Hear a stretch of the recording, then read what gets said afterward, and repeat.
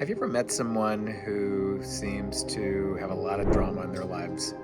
Have you ever met somebody who seems to take things very personally and gets upset really easily? And maybe this is you in your life right now. If so, I want to teach you today about two different types of pain. One is pain, human pain, regular pain. One is suffering. The first one is something that we all experience in our lives. The second one is something we also all experience in our lives, but it's optional. And today I'm going to talk to you not only about these two different types of pain, but how to relieve yourself of suffering and that you don't need, how you're inflicting pain upon yourself that you don't need to do. And also, if you stay towards the end, I'm going to give you the tips on how to actually bring yourself out of this. Stay tuned. If you're new here, then my name is Dr. Elisha Goldstein. I'm a clinical psychologist. I'm author of many books on the topic, and I'm the creator of a mental health accelerator program called Uncover the Power Within. If you want to learn how to work with me more closely, or if you want just access to free resources, go ahead and click on the links in the description below. Okay, there's a exercise I give to my clients and people I work with, where I have them wake up in the morning and they wake up in two different ways, and I give them the same event after they experience that. So the first one is they wake up in the morning, they're in a terrible mood, it's a terrible night's sleep, they've they have the wrong outfit on, and I just make the whole scenario just awful. They get a message from the IRS or think of whatever governmental agency you have, and they owe a bunch of money, and they just feel lousy. And they go out and take a walk outside, and they see someone coming towards them at a distance, the friendly acquaintance. They smile and wave, and the person just looks at them and walks on by. I give them a second, then I ask them, what are you thinking, what are you feeling? I give them a second scenario where they have a wonderful morning. It's the exact opposite. They just feel like they're like on cloud nine.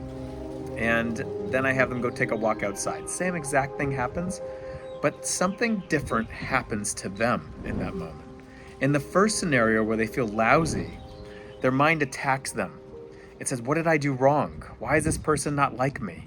The attribution is typically about ourselves, and then we begin to ruminate on it. And if left on their own, and you might resonate with this, they might begin to think about it all day long. Does that sound familiar? Have you ever done that before?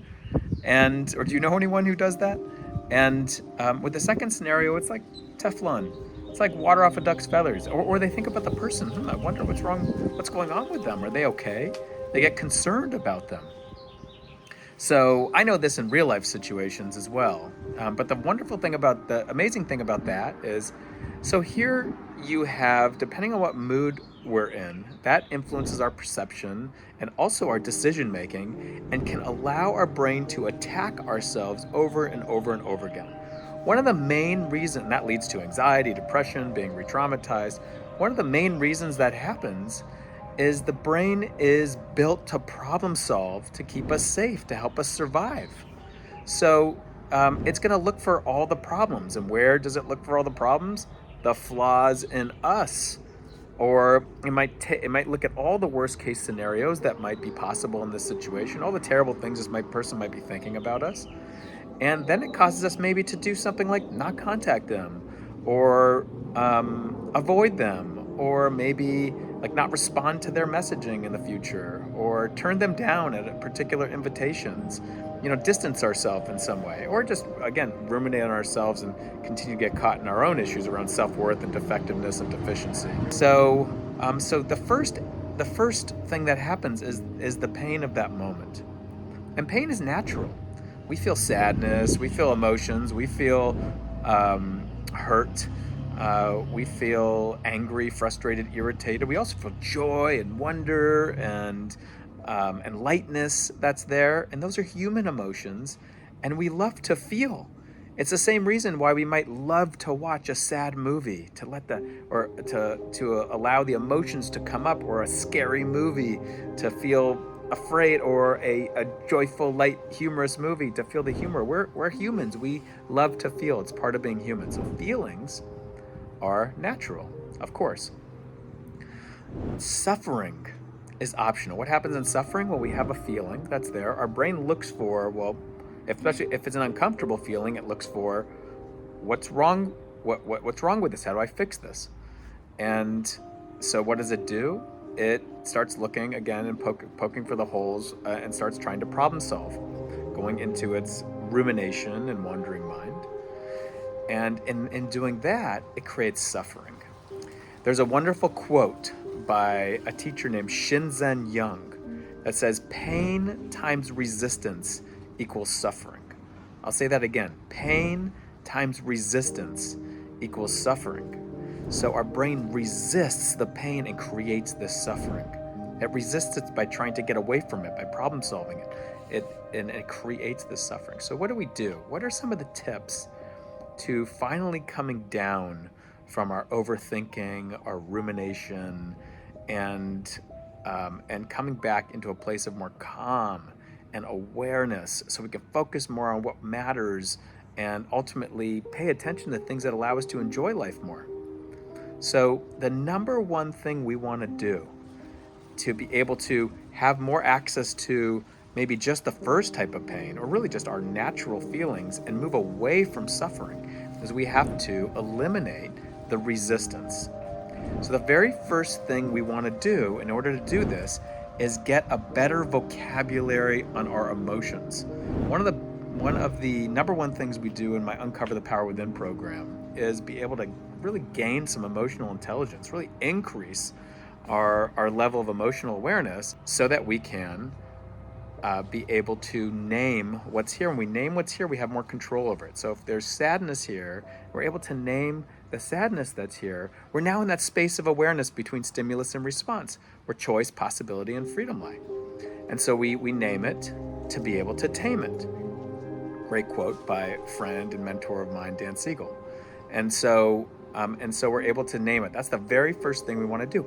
Then just the feeling itself. So now we're not thinking about it and ruminating about it anymore. Now we're just noticing that, wow, there's this feeling here.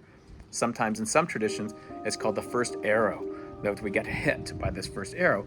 And so we name it. And then we do something really the opposite of it. And this is something called welcoming it. So then we kind of welcome it. We say like, okay, what is this? We get curious about it. It's just a sensation. It's just an emotion. You feel it in your body because it's called a feeling. So we just get curious about it. And we say, where is it in my body? How big is it? What is this feeling that's here? And we allow ourselves then to ask the question, all right, so with this feeling, this natural feeling, it's the pain that's here. It's a human experience. What am I needing right now? Am I needing more space? Am I needing more soothing? Am I needing a break? Am I needing to connect with someone, talk with someone? Am I needing to be cared for in this moment? Then once that happens, you're really in a space of perspective, awareness. Then we can ask ourselves the question, is this thought that my mind's speaking to right now about this other person thinking poorly of me or disliking me or hating me or whatever drama is there, is it even true? And then we can get some clarity around that. Or we might even check it out with the person. Hey, you walked by, I walked past you and I waved, and you walked by me and you didn't even say anything. And they might say, yeah, well, I'm angry at you about something. Or I might say, you know what, I didn't even see you. I'm so consumed because I just got this news that someone in my family is ill. And we get that. I've known situations and relationships that have suffered for years because of misconceptions. Somebody sent someone a text. The person never saw it. They didn't respond. So the person snubbed them for years after that. But the person never even saw the text, so that they lived in confusion for years around why this person's being so cold to them. It doesn't need to be that way. So take these steps to heart, where you get better and better at just experiencing, if there's pain, the first pain, the natural human pain, and be able to reduce and take the energy away from resisting what's there the way our mind does, so we can reduce the suffering that's there. And in doing that, again, you'll have more space. And pain's an invitation to love ourselves, whether it's and care for ourselves, whether it's physical pain or emotional pain. It's an opportunity to love and care about ourselves. It's saying like, hey, I need something from you. Suffering is optional. And when I say that, that means that it's the mind creating this resistance that creates the suffering. And we can learn to turn the volume down on that with the exact exercise I just gave you. So we name it, we turn towards it, we get curious about it, we welcome it, we get more clear on what we're needing, and then we can, if we want to, we can investigate the the thoughts that are there. Again, so this is something for you to play with, experiment with it. This is a way of living your life a whole lot wiser. And you're not expected to be perfect at it. You're expected to be imperfect at it, in fact. It's it helps to have people who also are doing this alongside you. We know that community makes things better. So go ahead and comment below and let us know your thoughts and curiosities around this, and anything you know about this from your own life. Let's act together as a community here. If this was helpful, please go ahead and like this video.